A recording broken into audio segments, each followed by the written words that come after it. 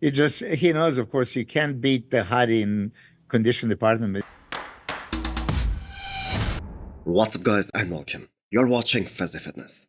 Let's start this video with the Persian Wolf Hadi Choopan's recent physique update. We are less than 7 weeks out of this year's Arnold Classic, which is gonna be Hadi's first ever Arnold. And based on the way he looks right now, and what we have seen from him in the recent past, it is more than likely that he's gonna become the 2024 Arnold Classic champion, which will set him up pretty nicely to be the main guy to challenge Jared Linsford for the Olympia title in October this year.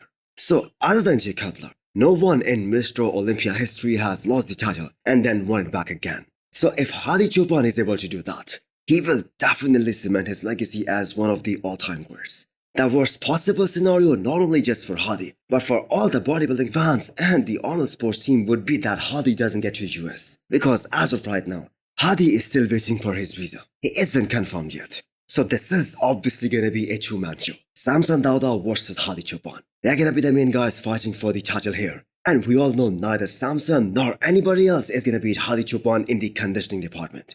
In fact, Milos himself admitted that pretty recently. He knows, of course, you can't beat the Hadi in condition department, but you just have to be close enough that you can, stand on the stage and beat him in maybe other aspects.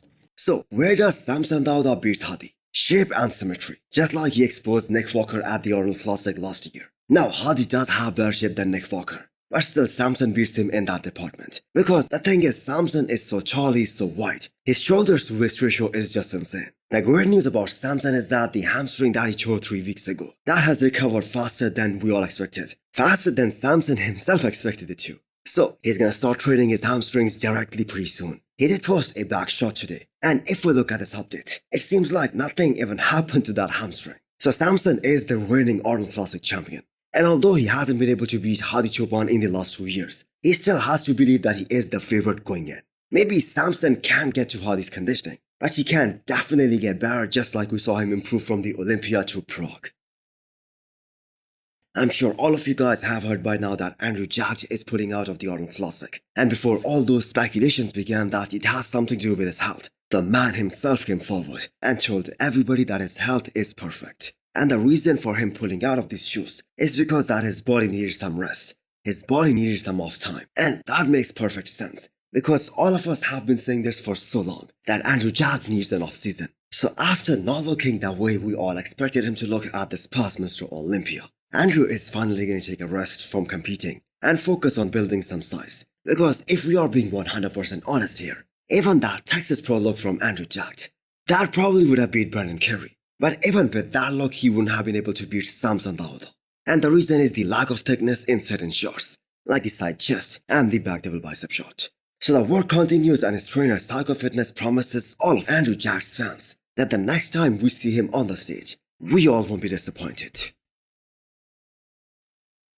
Bumstead and Ramon Dino are training together as Ramon prepares to defend his Arnold Classic title in 7 weeks' time. This has to be one of the biggest collab of the year. I'm gonna say by this time, it is kinda evident that Bumstead has no plans of retiring, and he will be back and try to win the Classic Physique Olympia title for 6th time. So Ramon Dino proved it to the bodybuilding world that he is the main rival for Bumstead in the last 2 years. In fact, all of us saw that he has closed that gap tremendously, especially last year. He's getting really close to Chris in almost all of these shots, except the side chest of course. And the main problem with Chris is that he's having all those injuries. So I'm guessing it is gonna be another year of Chris versus Ramon. And now Chris is also admitting that it is becoming closer and closer between him and Ramon. So this is such a great rivalry.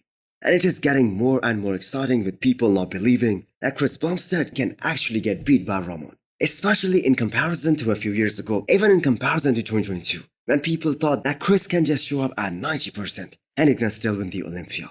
Well, that isn't the case anymore. He needs to be 100% on. So hit the thumbs up button if you liked the video, and smash the subscribe button if you wanna come back for more. Thanks for watching.